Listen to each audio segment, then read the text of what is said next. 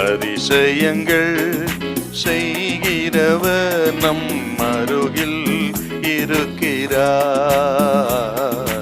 அற்புதங்கள் செய்கிறவர் என்றும் நமக்குள் வசிக்கிறார். மார்க் 5ஆம் அதிகாரம் 3 முதல் 5 வசனம் கொஞ்சம் வாசிக்க பார்க்கலாம். அவனுடைய குடியிருப்பு கல்லறைகளிலே இருந்தது.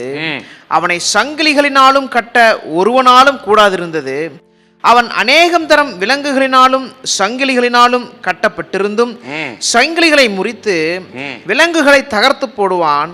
அவனை அடக்க ஒருவனாலும் கூடாதிருந்தது. அவன் எப்பொழுதும் இரவும் பகலும் மலைகளிலும் கல்லறைகளிலும் இருந்து கூக்குரல் இட்டு கல்லுகளினாலே தன்னை காயப்படுத்தி கொண்டிருந்தான். இந்த மனிதனோட நிலைமை கொஞ்சம் பாருங்க. வாசிக்கட்ட இந்த பகுதியில இருந்து இவன் ஆக உதவியற்றவன். எப்படின்னா தன்னைத்தானே அவன் காயப்படுத்தி கொண்டான். மார்க் 5:5 வாசிக்கிறோம். தன்னைத்தானே காயப்படுத்தி கொண்டான்.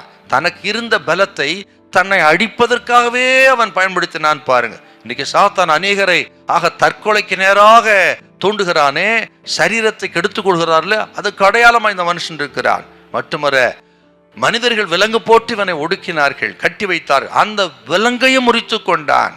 ஆகிலும் இவனுக்கு விடுதலை இல்லை பாருங்கள். அடுத்தவர்களை காயப்படுத்தினான் பாருங்க. தன்னை காயப்படுத்தினான், அடுத்தவர்களை காயப்படுத்தினான். இரவும் பகலும் அவன் மலைகளிலும் வனாந்தரத்திலும் கல்லறையிலும் இருந்து கூக்குரலிட்டு கதறி இருக்கிறான் பாருங்கள்.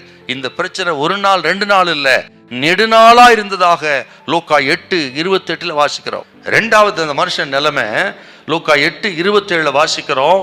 அவன் வஸ்திரம் தெரியாதவனாயிருந்தான். சாத்தா ஒரு மனுஷனுக்குள்ள பிரவேசிக்கும் பொழுது நிலைமை பாருங்க, அவர்களை அவமானப்படுத்தி கேவலப்படுத்துகிறவனாயிருக்கிறான்.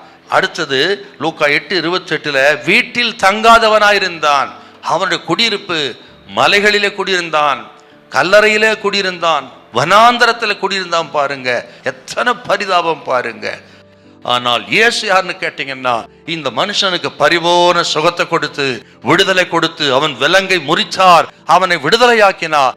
அப்படி அதை கேட்கிறவங்களுக்கு ஆண்டவர் சொல்கிறா, அடிமைத்தனத்திலிருந்து விடுதலையாக்குவார் இயேசு, பிசாசின் பிடிந்தவர்களை விடுதலையாக்குவார் இயேசு. உங்களுக்கு உதவி செய்கிறவராக நம்பிக்கையுடைய மக்களாய் மாற்றவும் உங்களை விடுதலையாக்கவும் ஆசீர்வதிக்க இயேசு வல்லவராய் இருக்கிறார். இது விசுவாசிக்கும் பொழுது இன்றைக்கு உங்களுக்கு ஒரு அற்புதம் நடக்கும், இன்றைக்கு ஒரு அதிசயம் நடக்கும். அந்த மனிதனுக்கு விடுதலை கொடுத்தவர் உங்களுக்கு விடுதலை கொடுப்பார். இயேசு உங்களை கைவிடவே மாட்டார். ஹல்லேலூயா, ஹல்லேலூயா.